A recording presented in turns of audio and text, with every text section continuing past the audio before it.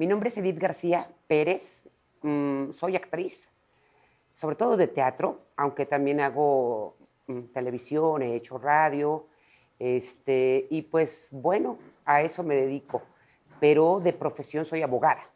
Entonces, entre la abogacía, que a veces la abandono un poco y regreso, y actriz de teatro, que ahí sí definitivamente no lo puedo dejar, no lo puedo dejar. Ese es Edith García.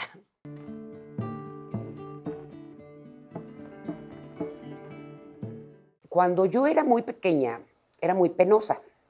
Entonces mi mamá se da cuenta que Edith era muy retraída, muy penosa. Entonces lo habla con la maestra de primero de primaria y entonces la maestra, no se preocupe, yo la voy a ayudar. Entonces me mandaba a dar los recados al director, a la maestra, y yo para entrar era terrible. Yo tocaba la puerta y ya estaba temblando. Era demasiado, yo creo que introvertida, miedosa, insegura. Entonces, esa maestra me empieza a las artes, en las ceremonias de los lunes, me ponía a recitar. Y yo con toda la pena del mundo, pues bueno, recitaba y todo, casi lloraba y cosas así. Pero eso fue a partir de los 6 años. Y toda la primaria empecé a recitar y a recitar y a recitar y a recitar.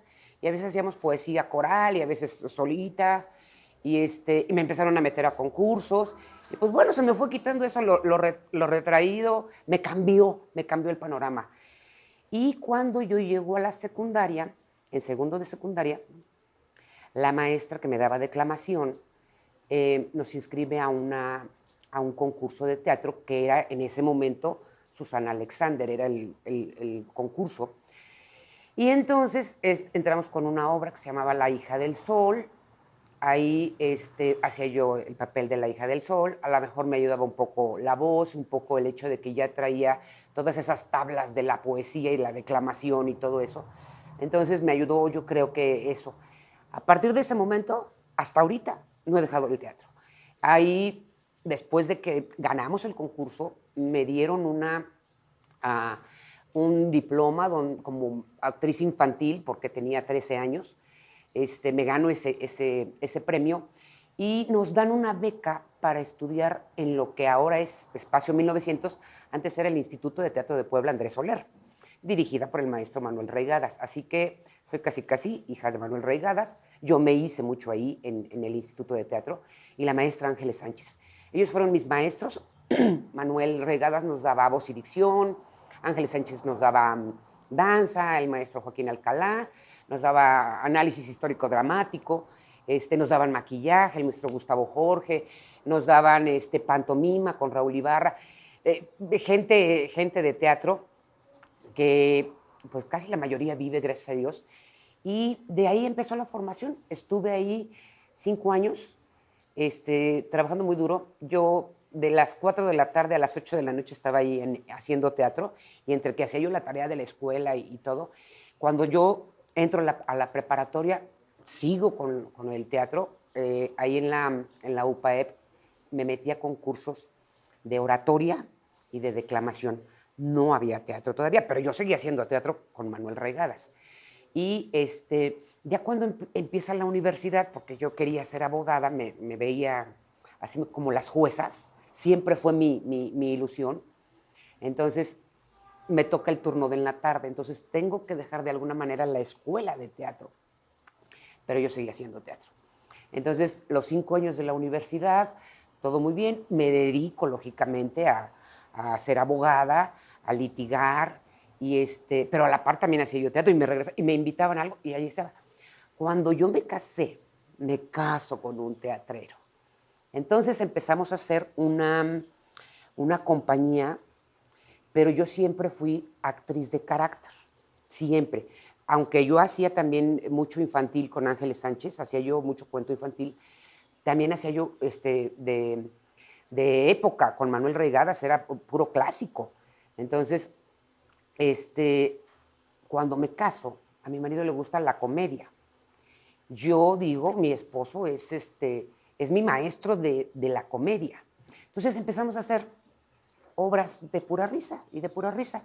Entonces yo creo que él me descubre ahí la vis cómica, no sé exactamente qué sintió al estar los montajes, y me regañaba, y es que hay que darle tiempo. Es más fácil, en el teatro es más fácil hacer llorar que hacer reír, porque la risa no cualquiera, y tiene que ser en el momento justo para que caiga el chiste, para que se diga la anécdota, para que se diga el diálogo, tiene que caer en el momento para que el público reaccione. Entonces fue difícil, porque luego me caía mal y entonces ya en casa yo le decía, deja de regañarme y menos enfrente de los actores.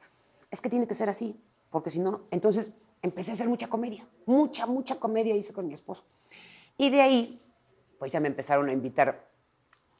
Se hace aquí en Puebla ya muchas productores haciendo teatro. Entonces, en el camino me conozco a Julio Julián, conozco a Carlos Arturo Aguilar, conozco a Ale Delgadillo. Empiezas a conocer, te empiezas a rodear, porque fue un auge tremendo el que salieron mucha gente de la universidad, sobre todo. Ahora también hay en la UDLA, UPAEP, todo el mundo ya tiene esa carrera como tal, como licenciatura, ¿no? Entonces te empiezas a rodear de gente muy talentosa que yo me he topado en el camino, y te empiezan a invitar. Oye, mira, voy a hacer esto y eso. A ver. Y ahí va uno. Y nuevamente vuelvo a caer al drama, al melodrama, o luego caigo otra vez a la comedia, pero pues así es esto, ¿no? Te encuentras gente maravillosa en este mundo y gente que dices, ay, yo quiero trabajar con ellos. A los niños Talavera, que son buenísimos, también ya me han invitado a estar con ellos. Y así, toda mi vida ha estado así. De hacer teatro, voy a cumplir este año 42 años. Y pues desde estar en todo esto, porque pues una vez que te subes al escenario y que ya no te quieres bajar para nada, pues échale otros 6, 9 años más o menos. Entonces, alrededor de los 6 años yo empecé a subirme a un escenario recitando primero. Y ya a los 13 años ya fue como empecé a tocar el teatro. Así es, fíjate. Es bien importante que la gente desde chiquillo le den un tambor, un pandero, unas castañuelas, o la pongan a recitar, o la pongan a cantar. Es que importante, porque te va a cambiar la vida por completo. El arte te cambia.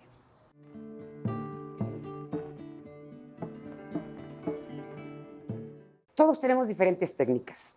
La mía es primero conocer la obra, conocer al director, conocer al dramaturgo, porque tienes que hacer todo un proceso, no es nada más, apréndete esto. Nunca me ha gustado así, yo soy de la vieja escuela y siempre ha sido así. Hacer un análisis completo del texto, hacer un análisis del autor, de saber cómo piensa, por qué escribió eso, y después te vas al personaje, ¿no? ¿Cómo puedes realizar este personaje? Si es una anciana, si es una niña, si es una mujer madura, si sonríe, le empiezas a dar vida al personaje, empiezas a estudiar la psicología del personaje, lógicamente conociendo el texto. Y no lo vas a leer una vez, lo vas a leer 50,000 veces y lo vuelves a leer y le vuelves a encontrar algo más. Ah, no, esto puede ser así. Entonces te empiezas a meter dentro del personaje, empiezas a vestir a tu personaje. Y después, pues a lo mejor, cómo camina, cómo habla, si tiene un tic, si está desgreñada, si está pelona, si es sorda. Entonces, todo eso tú le vas metiendo y encontrando conforme vas leyendo el texto, y vas leyendo el texto y cómo interactúa con los demás personajes, ¿no? Es un proceso largo. Ahora yo he visto que el teatro lo hacen muy rápido y nosotros no. Nosotros hacíamos el teatro a conciencia, a sentarnos, a hacer un análisis del teatro, un análisis de cada uno de los personajes, y todos los actores estábamos ahí, opinando, diciendo, no, es que yo oigo que puede ser esto, oigo, puedes también todo eso. Y sobre todo el director, ¿no? El director, la idea que él te da, cómo está concibiendo a ese personaje, a esa obra, ¿no? Y puede ser cualquier obra, ¿no? Conoces a la clásica, no sé, Caperucita Roja. Entonces, ya conoces, ya tienes eso en la cabeza. Ah, pues llevaba una caperuza roja y puede ser chiquilla y tendría, no sé, 7 años, 8 años. Le empiezas a poner desde el nombre, qué edad, es gorda, es delgada, es flaca, es alta, es voz pequeña, voz ronca, voz así, lo empiezas a poner, lo empiezas tú a formar a tu personaje. Lógicamente, los otros personajes, los otros compañeros, cómo piensan, cómo pintaron, cómo hicieron, cómo crearon su personaje, ¿no? Entonces lo empiezas a trabajar y ensamblas todo eso, y si hay música también lo ensamblas, y si hay utilería también la ensamblas, y si hay escenografía, lógicamente también la tienes que ensamblar, ¿no? Yo me acuerdo mucho de una anécdota vaciada pues porque no habíamos ensayado con la escenografía, ¿no? Y yo llevaba como una telita, un tejidito aquí que se recogía el cabello así porque estábamos en Fuente Ovejuna. Entonces, el escenógrafo dejó un clavito y entonces yo salgo de la puerta y me atoro con el clavito y me quedo ahí atorada, ¿no? Pero todo eso lo tienes que conocer dentro de lo que es el montaje, ¿no? Porque si está el clavito o si está esto, todo lo debes de conocer. En una ocasión también un maestro se cayó, ¿no? Porque no sabía que habían puesto atrás unas tablas para detener de alguna forma la escenografía y se fue a dar un porrazo que se oyó tremendo, ¿no? Y el maestro enojadísimo. Pero todo eso pasa si no se ensaya, ¿no? Si no ensayas con tu utilería, si no ensayas con tu escenografía, si no ensayas con todos los aditamentos que puede llevar un personaje, ¿no? Que el pañuelo, que la bolsa, que el arete, todo eso lo tienes que ensayar. Entonces es una creación larga, muy larga, y no es de 2 días para acá. ¿Que te puede suceder? Claro que sí te sucede. Oye, ayúdame con este personaje. Y en 2 días te tienes que primero aprenderte el texto y después le vas poniendo, ¿no? De ti o de lo que puedes entender, saber o de lo que pudiste captar de lo que fue la obra, ¿no? Esa sí es una creación grande, sí.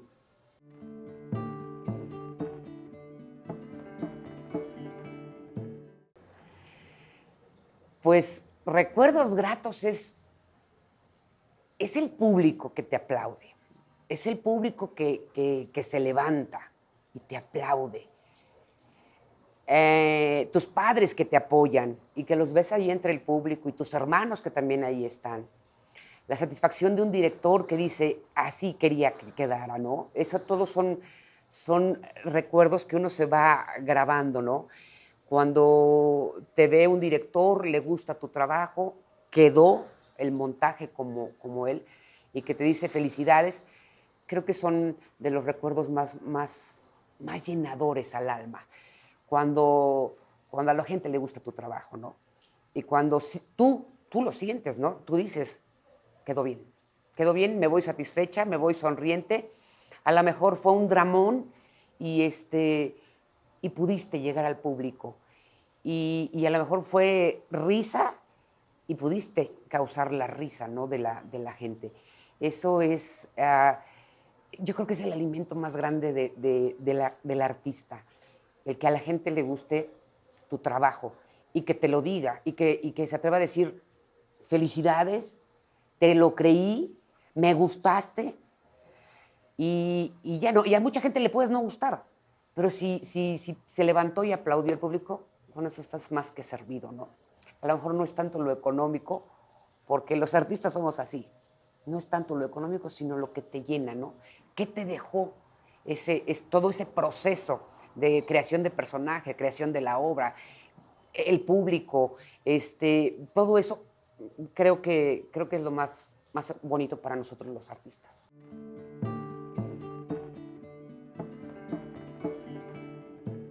Hoy en día yo he visto que todas esas generaciones que están saliendo ya de una licenciatura en arte dramático tienen mucho conocimiento, saben muchísimo, muchísimo saben.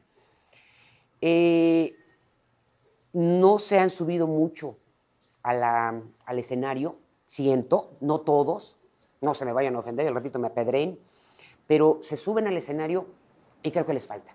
Y ese sería mi consejo. Súbanse al escenario, demuestren sus capacidades arriba del escenario. Es muy bonito saber, porque yo he estado en cursos con chicos que son licenciados en arte dramático, hemos coincidido en cursos y lo que veo es que saben mucho, conocen autores, obras, no, tienen demasiado conocimiento, pero los ves en el escenario y no, ahí faltó, ahí te falta subirte al escenario, súbete todas las veces que puedas, súbete a los escenarios. Así sea un papel de que diga 2 palabras, o seas árbol, o seas sombra del árbol, súbete al escenario. Eso sería lo más importante. Ese sería uno de mis consejos favoritos. Pues mira, sobre todo yo creo que conocer nuestra ciudad, nuestra cultura, eso sería muy importante, que hicieran de sus hijos o que hicieran que sus hijos conocieran el arte. Eso creo que facilitaría un poco más a todos los artistas que nos presentamos en un escenario, porque yo he conocido chicos de 15, 17 años que nunca en su vida han ido a un teatro. Y es muy triste. No tienen esa cultura de ir a una exposición de pintura, de fotografía. No tienen la cultura de ir a ver una danza folclórica, una danza árabe. No tienen la cultura de ir al cine, al teatro, que les inculquen eso a sus hijos. Eso sería maravilloso. Ya con eso la gente empieza a tener hambre de arte, porque cuando tú vas a ver una puesta en escena, dices, ¡ay, qué bonito! No conocía el teatro, no sabía qué era o qué existía. Amigos, abogados que yo tengo, nunca en su vida han ido al teatro, nunca. ¿Qué pasa? Van al cine, ven televisión, pero no se han presentado en un teatro, ¿no? En una sala de una exposición plástica, lo que quieras llamar. Yo creo que todo eso viene desde los padres, desde la educación, la primera infancia, ¿no? Eso sería lo importante, que nosotros llevemos de la mano a nuestros hijos para mostrarles lo que es la educación y la cultura.